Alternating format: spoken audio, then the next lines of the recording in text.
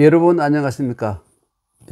오늘 아침에 우리나라의 어느 그 메이저 신문을 보았더니 이런 기사가 있었습니다.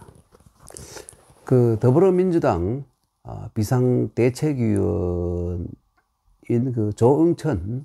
조응천 의원이 민주당 의원 전원에게 검수완박, 그러니까 검찰 수사 완전 박탈, 이것이 여기에 관한 긴급 친전을 보내서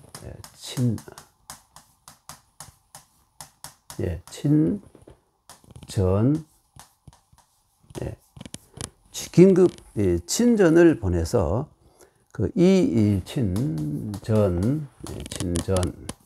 친전을 보내서 이 법안을 통과시키는 것이 국민들에게 나아지는 것이 무엇인지 물어보지 않을 수 없다. 이렇게 했다는 것입니다. 반대한 것이죠. 저도 국민의 한 사람으로서 의사표시의 권리가 있으므로 이 문제 많은 법안이 국회에서 부결되기를 바라는 사람 중에 한 사람입니다. 이 조선시대로 말한다면 이 국가를 움직이는데 참 중요한 역할을 했던 삼사라 그러죠. 삼사에 보면 홍문관이 있고요, 사헌부가 있고 사관원이 있지 않습니까? 거기에서 이제 사헌부 참 중요한 역할을 하는 사헌부.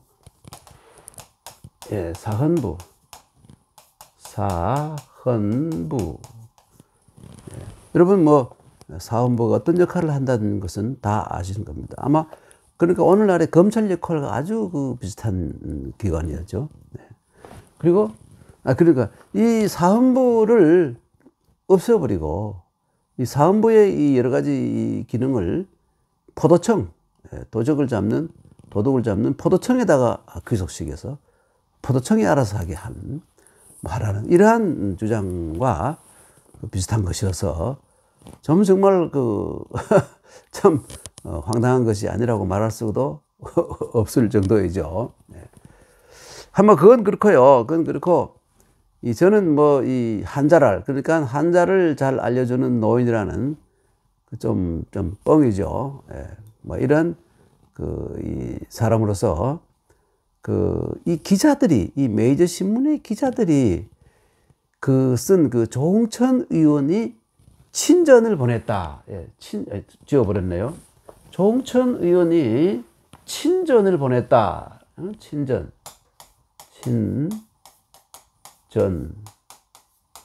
친전을 보냈다라는 이 말이 잘못된 말이라는 것을 밝히려고 합니다, 여러분. 친전이라는 것은 뭐냐면 이 편지를 남이 뜯어보지 말고 이 겉봉에 쓰인 수취인이 반드시 뜯어보기 바란다는 그러한 이 의미를 담은 것입니다. 예를 들어 수취인이 집에 없을 경우에 이게 무언가 해서 이 가족들이 뜯어볼 수도 있고, 회사라면 이 옆에 있던 동료들이 또 뜯어볼 수 있는 것이 아니겠습니까? 편지라는 것은 그럴 수도 있겠죠. 사람이 수취인이 장기간 어디가 없다 이런 경우라면. 그러나 친전이라고 쓰면 반드시 이 편지 개봉을 수취인이 하라는 그러한 의미를 담은 것입니다. 그러니까 조응천 의원이 우리 더불어민주당 국회의원들에게 보냈다는 것은 친전을 보낸 게 아니고 친서를 보낸 것이죠. 친서. 혹은 편지를 보냈다고 해야 됩니다. 직접 쓴 편지를 보냈다라고 한다든지 친서를 보냈다라고 하면 맞는 말인 것입니다. 요즘 사람들은 친서라 그러면 마치 대통령이 이웃나라의 국가원수나 혹은 대통령이 다른 사람들, 아래 사람들에게 보내는 편지 이거 정도로 알고 있어요. 물론 친서에는 그런 의미도 들어있지만 친서의 원래의 뜻은 뭐냐 하면 자기 이름으로 남에게 대신 쓰게 한 편지, 이런 걸 대서라 그러죠. 대서가 아니고 이 직접 친히 쓴 편지, 친히 쓴 편지, 이 친서라는 그런 뜻입니다. 그러니까 몸소 쓴 편지 혹은 직접 쓴 편지가 바로 친서예요. 그러므로 조홍천 의원이 그 더불어민주당 의원 전원에게 쓴 편지를 두고 친전을 보냈다, 이렇게 해서는 말이 안 됩니다, 여러분. 그냥 편지를 보냈다, 혹은 직접 쓴 편지를 보냈다, 이렇게 말하면 되는 것입니다. 그 이 친서의 본뜻이 직접 쓴 편지이므로 이 검수완박 사태의 그 심각성을 각성하고 서둘러서 자신을 제외한 171명의 민주당 의원들에게 밤새워 편지를 썼을 조응천 의원, 뭐 설마 그 조 의원이 컴퓨터 입력 방식으로 해서 그것을 뽑아서 자기 이름만 사인만 했을, 그럴 일은 없겠죠. 정성이 좀 안 남겼잖아요. 뭐 그럴 일은 없죠. 그런 뭐 편지가 아니라 육필이라 그기도 합니다. 직접 쓴 편지를 육필이라 그기도 해요. 육필로 쓴 편지를 보냈을 이 조홍천 의원의 그 나라와 그 당을 위한 뜨거운 충정, 충정은 이 충정이에요. 이 뜨거운 충정은 역사의 길이 남아 빛날 것으로 믿습니다, 여러분.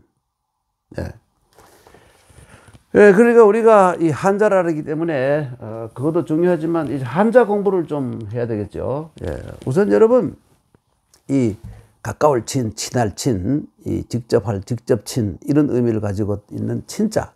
이 친자는 어떻게 생긴 글자이냐면, 여러분 이 육형에서는 육형이라고 하죠. 육형. 뭐 고문이나 육형에서는 도구인 이 신이라는 거, 도구예요. 이 뾰족한 이렇게 생긴 이 끝이 뾰족하고 여기 손잡이가 있고, 이걸 가지고 끝이 뾰족해서 찢고 막 이렇게 할 수 있는, 이런 얼굴에다 막 이렇게 그 묵형을 할 때도 이걸 가지고 한다는 거예요. 그런데 이것과 여기에다가 볼견자를 썼어요. 볼견자. 여러분 볼견자 여러분 아시죠? 사람 눈을 이래 그리고 사람이 이래 있고, 눈이 앞으로, 시선이 앞으로 가는 건 볼견자예요. 그런데 요 시선이 여기에 눈이 사람이 이랬는데 눈이 뒤돌아가서 어디를 보는 거 있잖아요. 사람 몸 앞을 보고 있는. 이럴 경우 이걸 가지고 뭐라 그러냐면 간자라 그럽니다. 간이라고 불러요. 글자를 가지고요. 견자, 간자 발음이 비슷하죠. 하여간 그건 그렇고, 그러니까 요렇게 쓰다가 처음에는 이렇게 친자를 이렇게 썼습니다. 요거 발음 부호고 요건 볼견자. 의미가 여기 의미 부호, 요 발음 부호.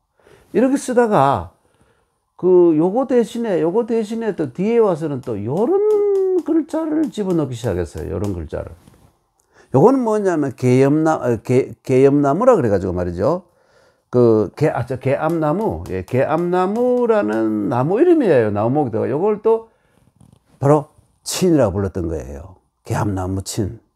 근데 이것도 역시 발음 기호로 들어가서 여기다가 볼견자 옆에다 이렇게 들어갔는데, 이 신 대신에 이것이 들어간 것이죠. 발음은 똑같아요. 뭐 이 발음이나 이 둘 다 발음 기호이기 때문에 별 관계가 없는 거예요. 이렇게 있다가 요것이 약자로 간략화가 되면서부터 약자가 되면서 이렇게 된 겁니다. 여기 설립자 밑에 나목이 아니라 바로 매울 신자 밑에 나목이 들어간 그 글자였어요. 하여튼 이렇게 된 겁니다. 그런데 오늘날 중국에서는 이른바 간화자를 쓰는데, 이 친자를 아예 뒤에 볼견을 없애버리고 이것만 가지고, 지금 여러분 중국 대륙에 가서 보면 이 글자 있으면 이게 뭐 친할 친자입니다. 친. 이렇게 되어버렸어요. 이렇게 통일이 되어버렸습니다. 그리고 전자는 말이죠. 이렇게 되고 이렇게 되어 있는데, 여기 자세히 보면 말이죠, 여러분. 자세히 보면 여기에 시자가 있죠.